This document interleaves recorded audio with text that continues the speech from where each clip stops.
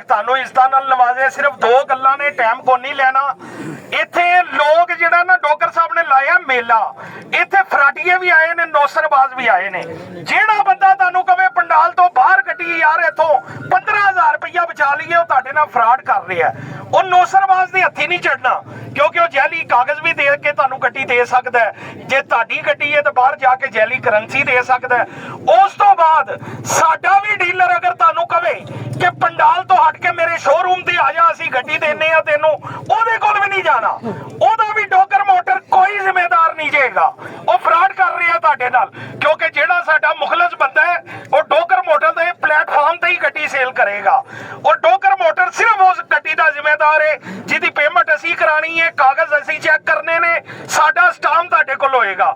ਉਹ ਗੱਡੀ ਦੇ ਵਿੱਚ ਕੋਈ ਫਾਲਟ ਨਿਕਲੇ 20 ਸਾਲ ਬਾਅਦ ਵੀ ਅਸੀਂ ਉਹਦੀ ਪੂਰੀ ਪੇਮੈਂਟ ਵਾਪਸ ਕਰਾਂਗੇ। ਤੇ ਬੜੀ ਮੁਹੱਬਤ ਨਾਲ ਤੁਸੀਂ 5-5,000 ਕਰਕੇ ਬੋਲੀ ਬਣਾਣੀ ਹੈ ਤੇ ਇਨਸ਼ਾਅੱਲਾ ਜਿਹੜਾ ਕੋਈ ਫੇਕ ਬੋਲੀ ਲਾਏ ਮੈਨੂੰ ਦੱਸ ਦਿਓ, ਮੈਂ ਉਹਦਾ ਸੌਫਟਵੇਅਰ ਅਪਡੇਟ ਕਰਾਂਗਾ।